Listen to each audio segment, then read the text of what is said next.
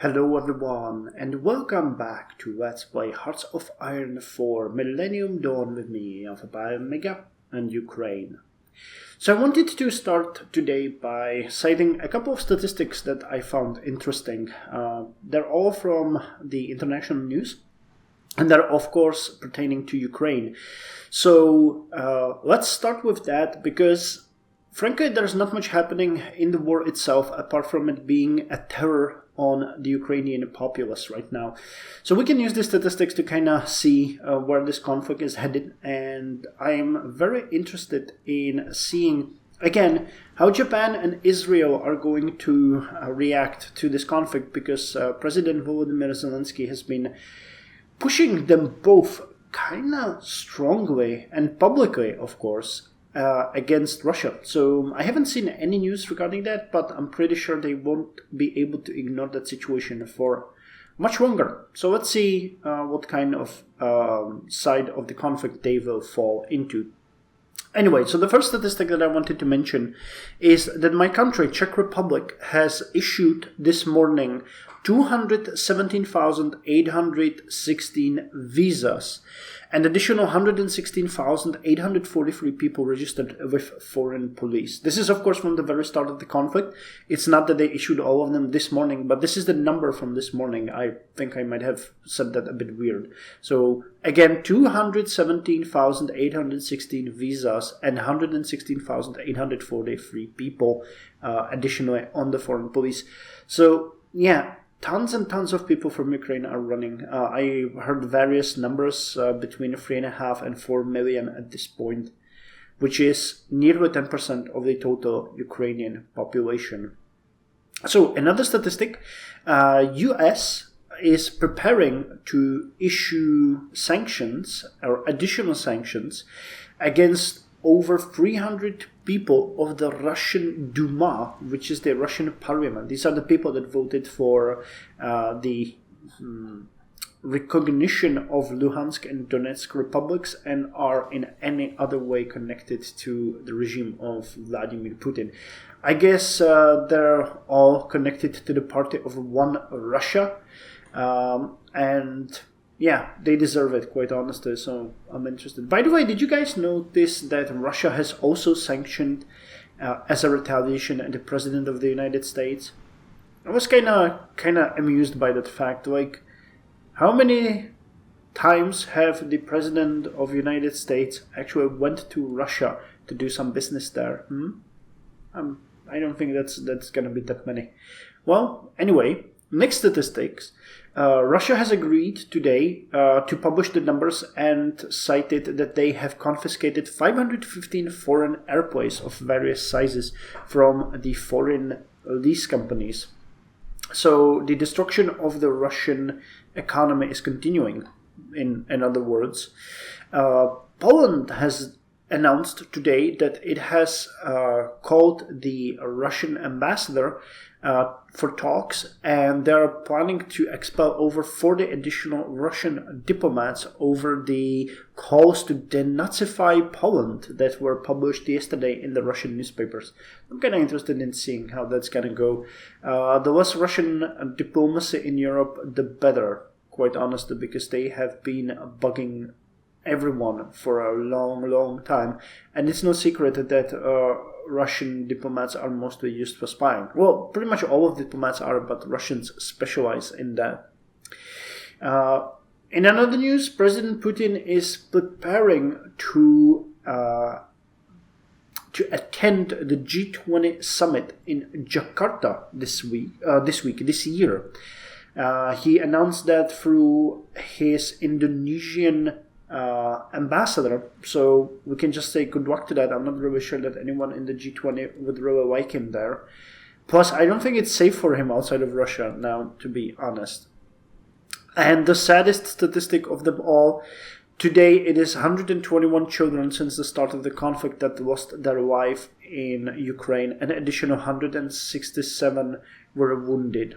So that goes without saying that there were additional thousands of civilians, but it's always the worst when children get killed. And it shows what kind of targets Russia has been saying are considered as military by them. So yeah, turns out if you bomb children's hospitals and attack schools, children are going to die.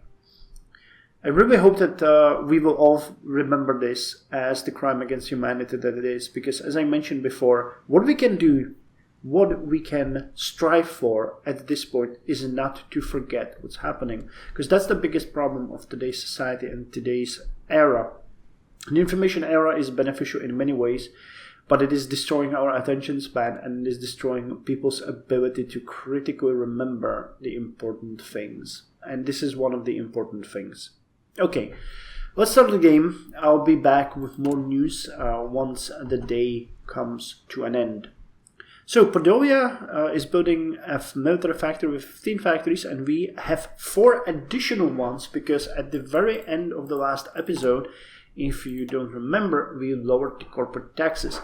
Now I'm gonna burn additional 100 here to get the corporate taxes to 25%, which is where I think we are going to stop, because we are right now getting less than $1 billion, actually $750 million per week.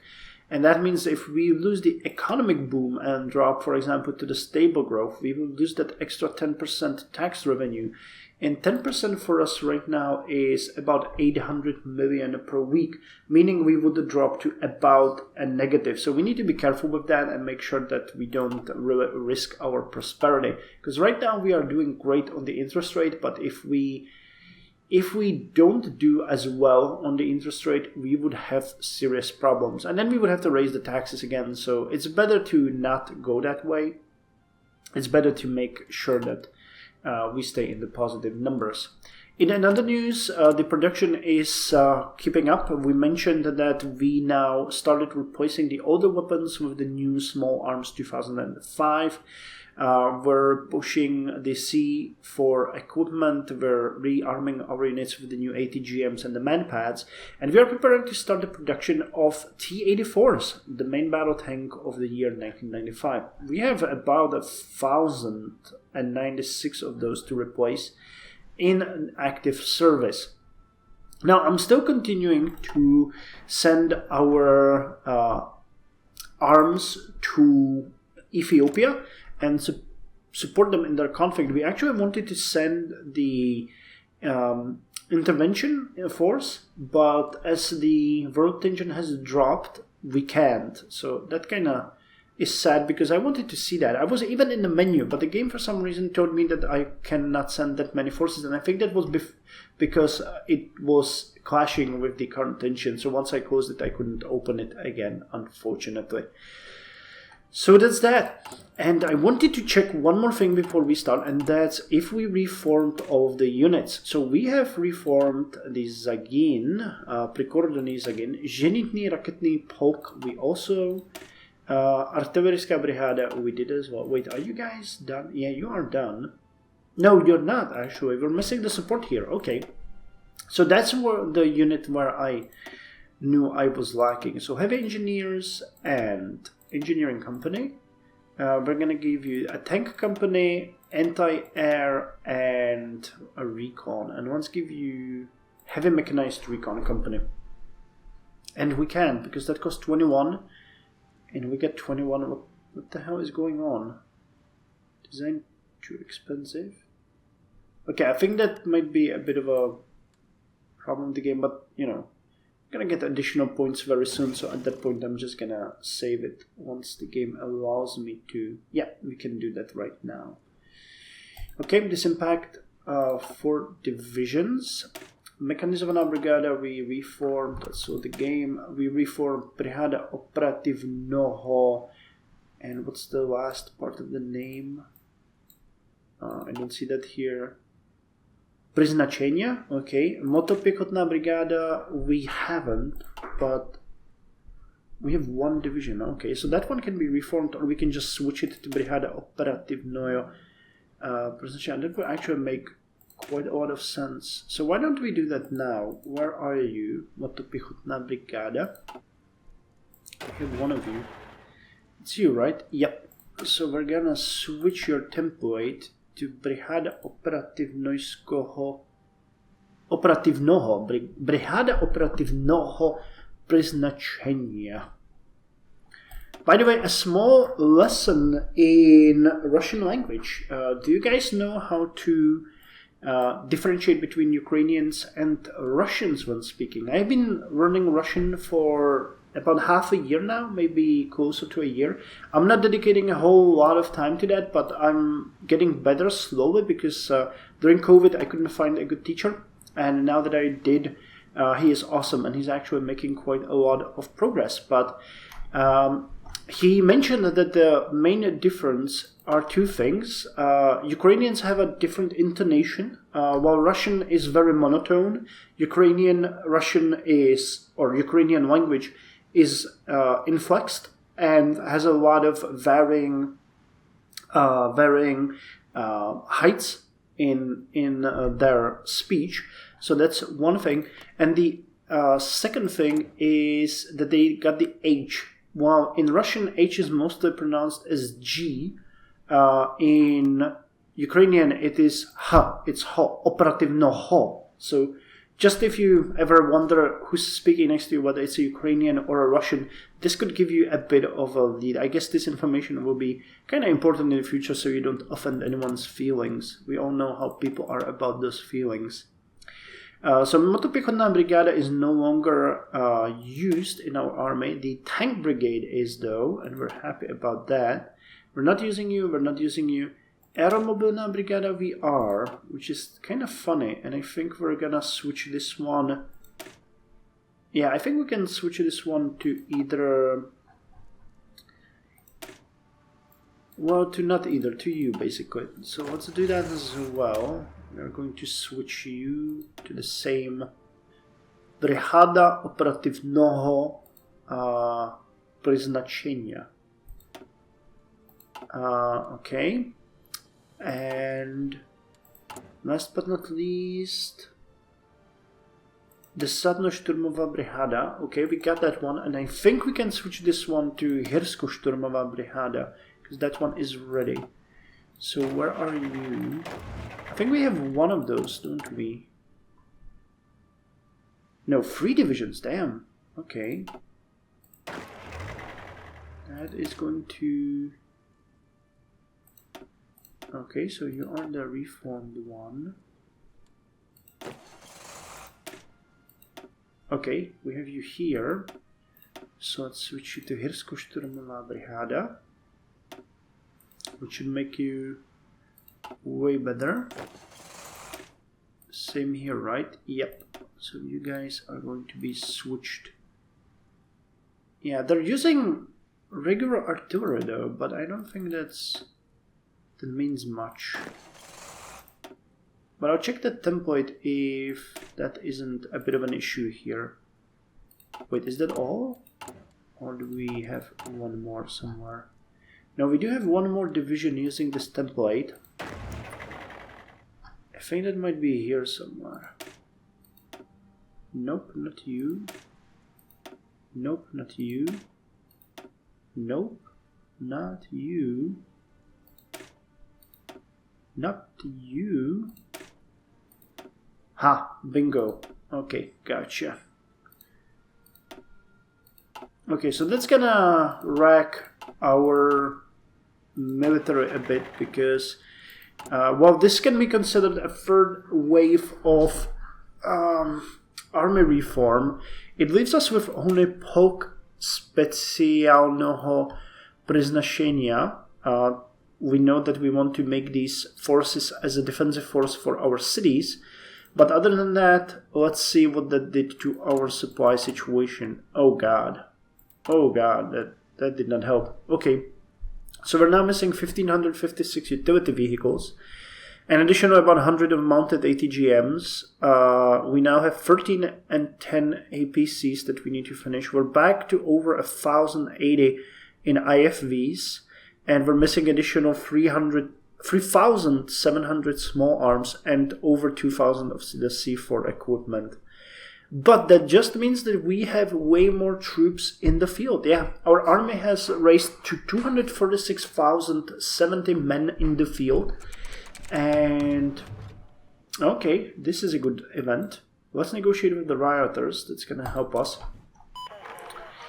But yeah, our army is getting stronger by the day, and that is the amazing part of this whole. Though we really need more factories. We're working on that. It's gonna happen.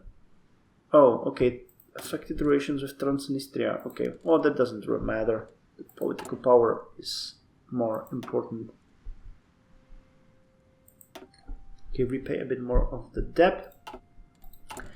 And we will need to release the additional factories soon again. Yeah, I know, we cancelled this.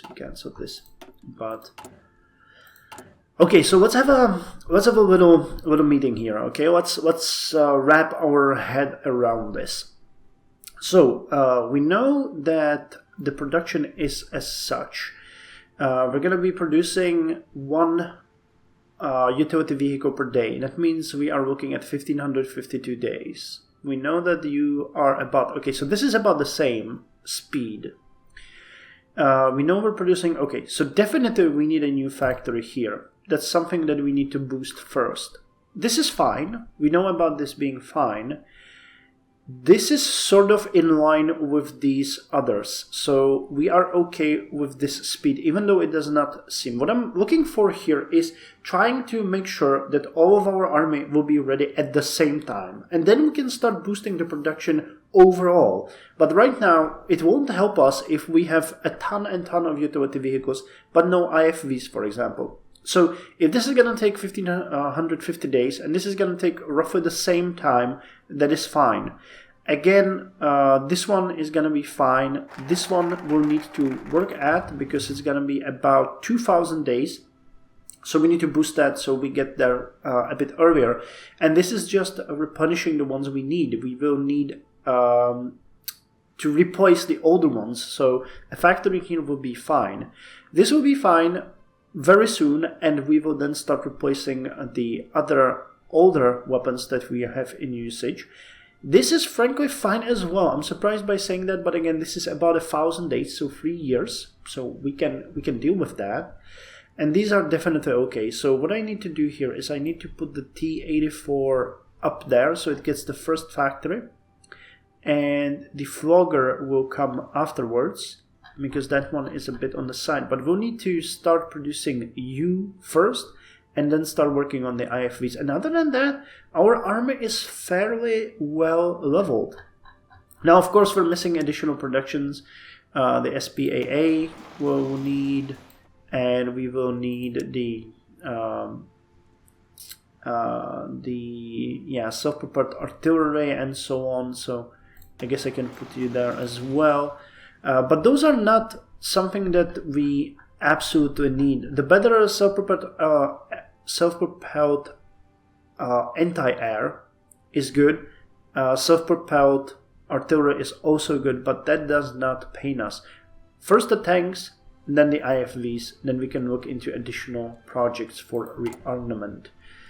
The military factory will come very soon. Then we have one of you bio. Okay, these will be fast though. That's gonna be, say, a question of a year, right? This is gonna be what? 7th of June. Okay, that's a couple of days. Yeah, maybe even less than a year before we get additional factory in over Dnipro. So we finished the UIA. UIA, or Ukrainian International Airlines, is the flagship and largest airline present in Ukraine. The main hub for its airlines is in Kyiv-Boryspil International Airport. It operates passenger flights and cargo services to Europe, Middle East, the United States, Canada, and Asia. So we added additional infrastructure for some reason in Ismail. Why? Like, Kyiv is here. Why are you giving me additional infrastructure somewhere weird? And I think we can just build the new airport here. That's gonna help us burn some more time and get some more stuff done here. So we're gonna see how that's gonna work.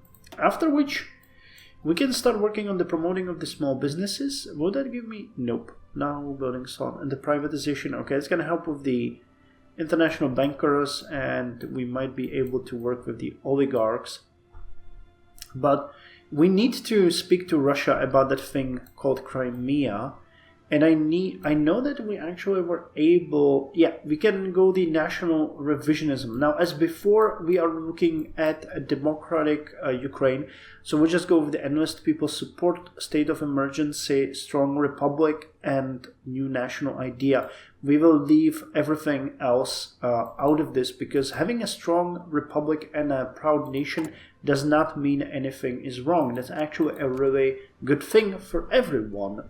What is not good is when it gets out of the realm of positives and into the realm of negatives, and overly zealous nationalism and fascism takes over in essence. But being proud of your country is a good thing, people. We must not forget that. And having something to be proud of is also a great thing.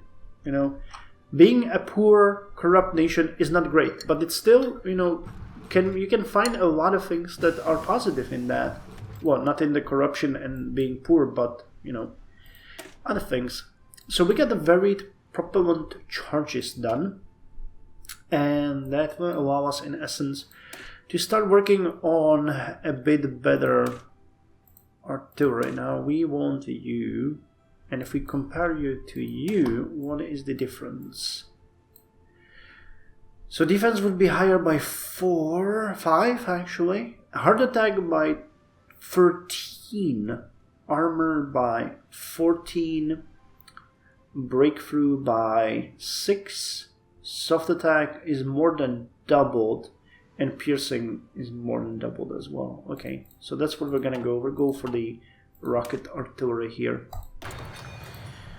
How far is the flanker? Quite far. And I think that once we finish...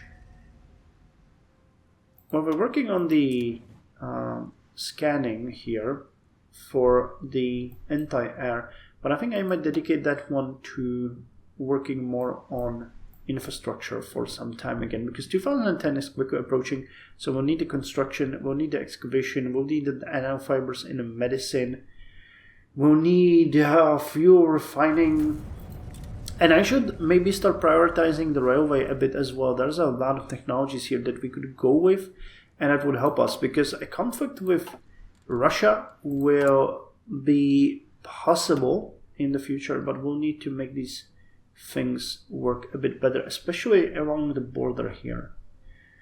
Yeah, look at that. The supply here is really poor. If you look at the supply map, this entire area is 370. There's 2.1 here. There's what? 2.94 here. Well, here we're a bit better. So having the railway upgraded at least to these supply points would be a good thing.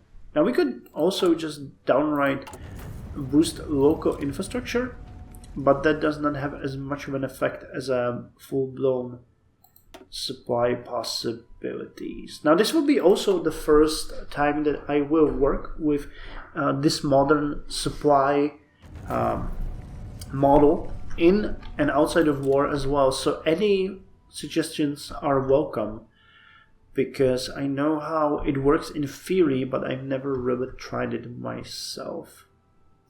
I think we can buy new supply, build new supply depots as well, right? Where's the... There's the railway.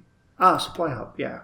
And it costs 20,000? 20,000, yeah.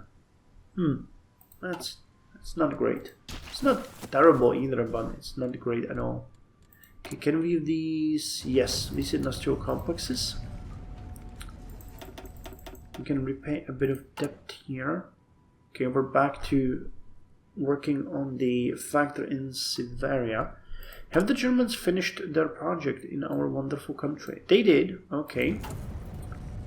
Oman Oil Company IPO. So we're at 44 factories now, 31 civilian, 9 military, and 4 naval. I think we ended somewhere around the year 2011 in the previous playthrough, so I'm interested in seeing how well we did this time compared to the previous one. Carrier, where was that? So this one? Yeah, this one, that's what we're going for. And there's nothing as far as the air doctrine goes. We're getting a bit of experience, but it's really poor. Not that our anti-air would be great or anything.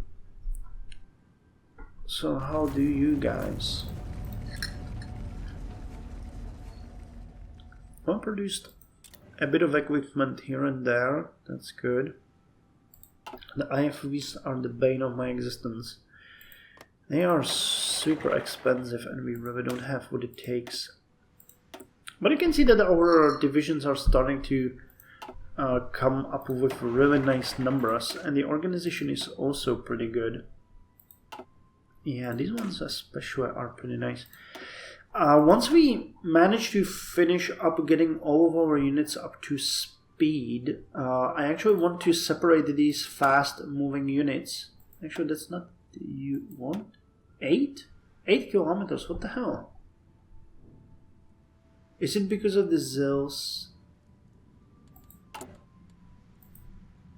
Your max speed should be way higher. 42. Let's try. Oh, it might be the lack of equipment actually. Yeah, they don't have enough utility vehicles. That's the problem. So if they had them, their speed would be max. But these will create their own separate army that's gonna be targeting certain targets. Well, that's English for you. But yeah, that's gonna be a separate attack army that will be like a rapid moving thing, and combined with special forces. It's gonna be good. Logistic fulfillment. Okay, we had some problems there for a moment. Not sure what that is all about. But we haven't really gotten anything done as far as recruitment of new units, have we? Okay, so we can have another round of support campaigns. That's gonna be fine. Not much really to speak about here. The new airports are gonna be expensive, but still we paid more during the time than we were that we're gonna be eligible to pay. So that's good. And between East and West. Yeah, new airports are gonna benefit us, but I'm not sure where to go next from here as far as national focuses go. Because US non-NATO ally consolidation. Yeah. Well, we could create our own faction with Poland, Latvia, Lithuania, Estonia, Belarus, Moldova, and Romania. But not sure how that would be beneficial to us. Okay, so we finished the airports one. And now where can we go? We need the better stability of the regime before we go that way. So dishonoring the memo is actually a pretty good thing. Yeah, it might restore nuclear status. Let's first do the privatization of state enterprises. That is something that we will benefit from vastly. Okay, that factor is coming soon. Croatia joins NATO. Albania joins NATO. Okay. Nice. NATO is growing. Croatia is not a member of the EU, are they? No. They're not. Okay. What about Romania? Nope. And Bulgaria. I haven't seen these two join the EU ever, I think. Which is kind of weird because I would expect them to be on that track, but I don't think they have they don't have a focus tree themselves, so that might be the reason. I really think that should be the next step in the enhancement or development of this mod, adding more trees, because the mechanics are extremely nice. And I know, yeah, you guys will say, and some of you already did, Turkey has a great submod, and China has a great submod, and I don't know who else. But the problem is that the Turkish submod is made by people, and those people like, they to have their power dreams in the game, and they just want Turkey to conquer everyone and be, the most successful one. So, and I'm not trashing that submod. I never tried that one, but my experience with submods is usually that until they become a part of the core game, they're, you know, to be used sparingly and only when you are absolutely sure about what you're doing. Okay, so we finished our ship here. The destroyer, Pride of Crimea. Yes. And when are we gonna call you? Actually, I didn't prepare. Well, we can continue spiting Russia. So let's call you Sevastopol, just to rub that a bit deeper. And yeah, our navy is starting to be a nice thing. I like the cheeky comment that I got. I don't remember who posted it, but someone mentioned that it is great to have a helicopter operator that is slightly better than a frigate, but costs about 4 times more. So the truth is, yeah, Kherson costs 23,161, and our destroyer costs 10,000, so it's about twice as expensive. You were way off. But no, the truth is, the bigger the ship, the more expensive it is, and this one is very specialized in the anti-submarine warfare. So subs will be done immediately once they meet this. And yeah, the bigger ships, you know, they cost more. Like, look at that, Kuznetsov class. That one is not even fully equipped. It has aged equipment and it costs 54k. So yeah, that's enough of that banter. Okay, so are we now producing the tanks? We are at the rate of 2.9 per month. Well, it's not great, but it's gonna get better. Utility vehicles, 1,453 missing. Mounted ATGMs, 823. So yeah, we produced almost 200 of these, and over 400 of the utility vehicles. Is that possible? Did we? Yeah, we might have ran a year. The upgrades to the APCs, main battle tanks are gonna be upgraded. IFVs, we're almost to 1,000 now. We're almost done with the small arms too. It's pretty good. 1,800. So we produced like 300. Yeah. So definitely we ran nearly a year in this episode. The C4 equipment is gonna be. No, that can't be true. We did like 2 focuses, so that would be half a year. Okay, yeah, we run like half a year. But yeah, are we getting stronger? We have 1,810 C4 equipment to go. Next will definitely be the IFVs. The next factor is just going there, even though we could dedicate it to something else we need it on the IFVs. We'll need to also keep one in the small arms department. And then the additional one will go with the self-prepared anti-air, then the full-fledged rocket artillery, and then the fourth one in this case is going to go to the interceptors. But we have a long way ahead of us in that department. Like, there's really no point in producing anything older than the Su-27, maybe just the Su-57 when it comes to it. Okay, industrial biofuel processing is done, which gives us additional output on the biofuel refineries. I think we got like 2 of those, so that's not a big difference at this point, but as we're gonna keep building, it's gonna rack up.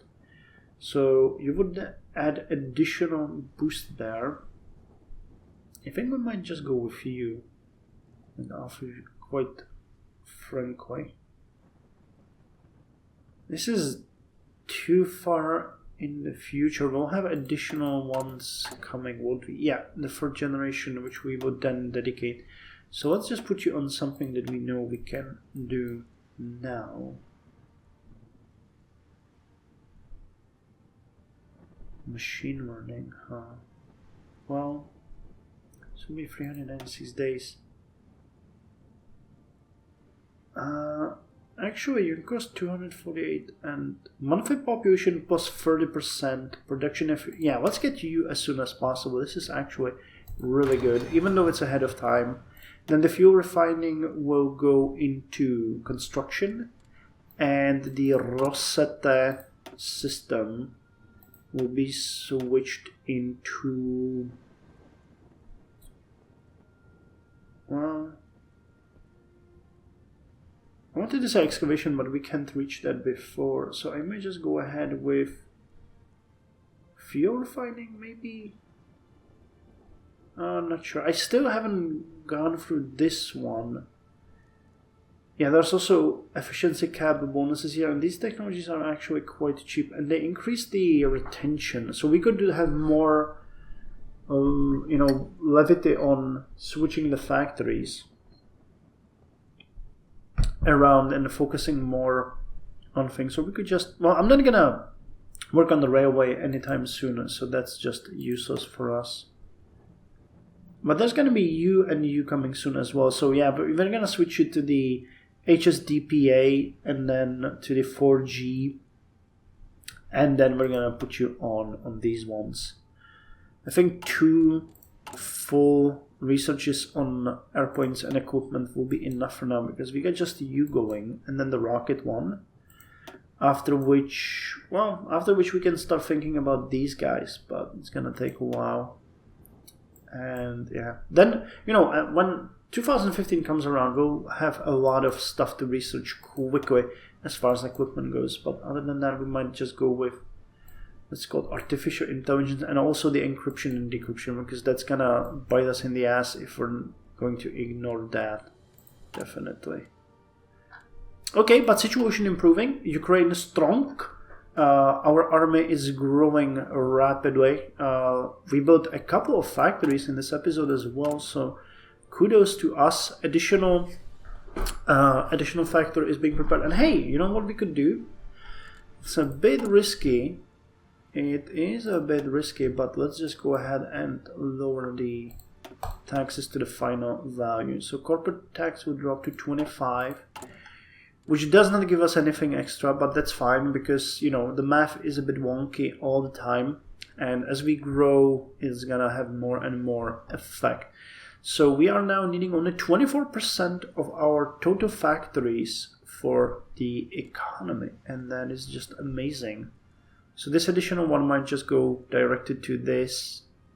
How much does the biofuel one? It's 25,000. Okay, that's gonna take a while. Still less than civilian and military. We're gonna start on U, and then there's 2 more factories. Good. Okay, I'm happy. Not much have been done on the international area, but we're supporting Ethiopia still. That is the good part. And there are no other major conflicts that I would see us getting involved. It's the fact that we are now regional interventionist, which is good. But once the world tension happens, actually Syria is still going on, right? Yeah.